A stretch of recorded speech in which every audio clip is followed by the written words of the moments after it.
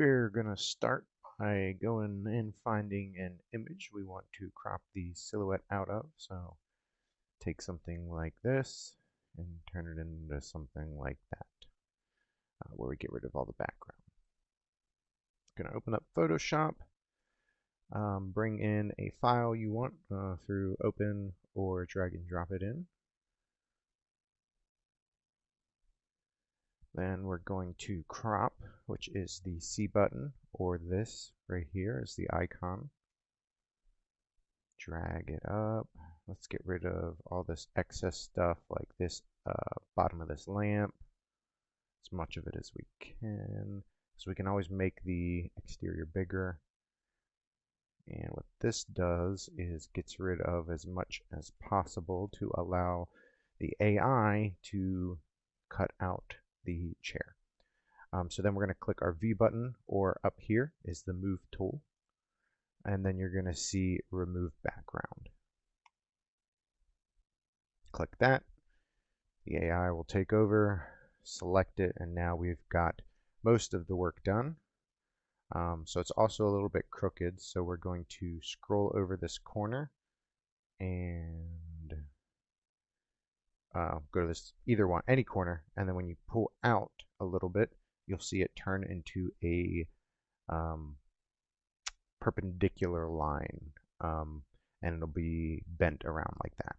Then we're going to drag it, hold the mouse key down and drag it till it's straight, and let go, and click done, and it will recenter. Now we've got most of the work done, but it looks like we're still missing parts like right here that got cut out. So we're going to go over to our layers over here, and you see this black and white one that was created when we removed the background. Double click that, and it will bring up our mask layer, is what this is called. You can change your view up here. It's pretty helpful to see what is and isn't selected. So the onion view puts these like lines through it, make it a little more visible. You can move the transparency back and forth. I find it easy to do onion to get the background to show up, and then the V button for the overlay, which makes it red. So that the red is what will be removed. What's not in red, so the color of this chair, for example, and the chair itself will be retained.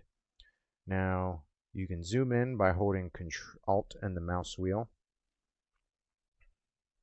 And then we're going to make sure we have up here the plus button to add to this color the image itself.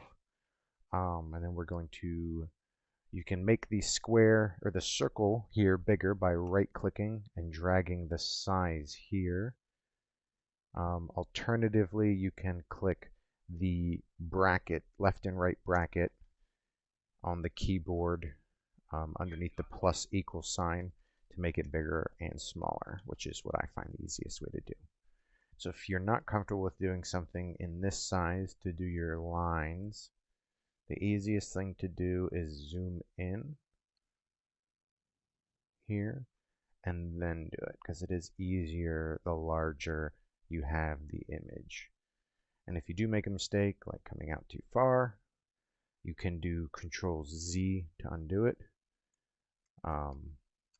Or you can come up, which sometimes for some parts here, so I actually missed that. You can actually come up and click the minus sign to add to the red or get rid of the image and come back over it this way. So instead of adding, we over added too much and then reduced or removed the excess. So you can undo things, or you can add and then remove them so that it does a similar effect, but you can get lines a little easier sometimes. Now, one of the easy tricks here, so we've got this line.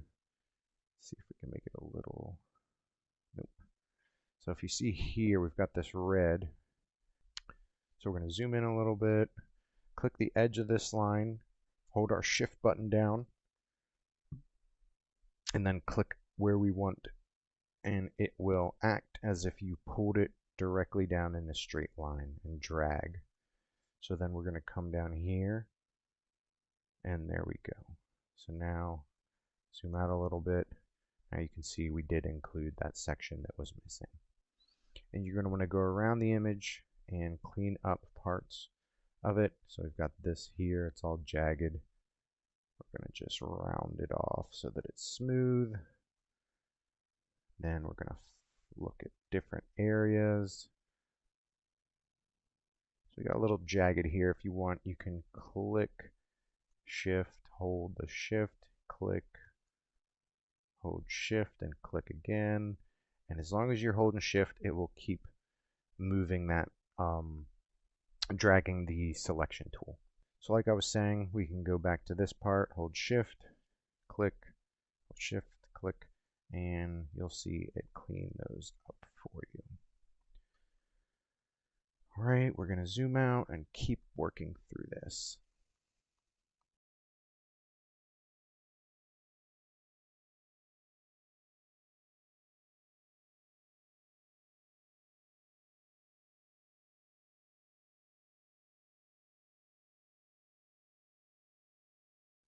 It's going to be a lot of holding that shift button. Save you a lot of time and effort.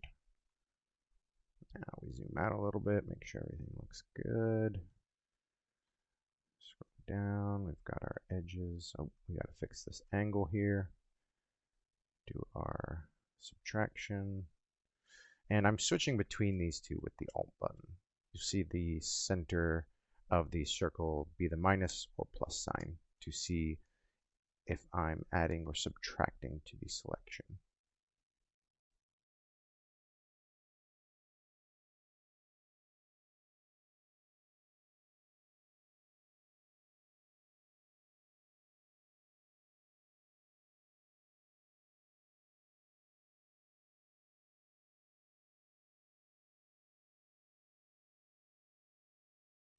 Got these jagged edges we want to clean up.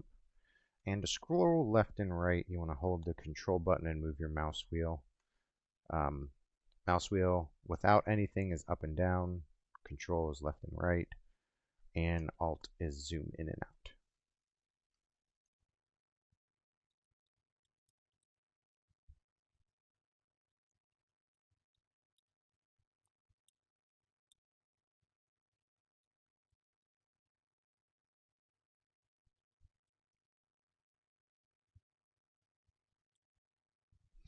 So now that we've got everything done, let's make sure we didn't miss anything.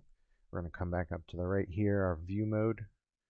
Change it to this black and white one, which you can also press the K button. Alright, now if there was any excess, you'd see it in white here on the edges, but there is none. We've got nice smooth lines. And one more thing to get rid of these little things, jagged lines, which you don't always have to do if they're on the edge. We come over, and you want to do this for most images, is click this smooth button. Usually about 30 to 50% is enough. Click somewhere, and then you'll see it highlighted in blue. Click enter, and it will then apply it to the image. Now we can click OK. It will get rid of all that background stuff, all the red that we had made. Now we've got our nice little cropped image. You can come up and click File, Export, Export As. Then you're going to see the file size up here. You usually want to drop this quality down. I usually use 1 because the smaller the image file, the quicker the web page will load because the image size is not huge. Then once we've got that set, we'll click our export button. We'll pick our location and click save. And now when we go there, we have our image here. There we go.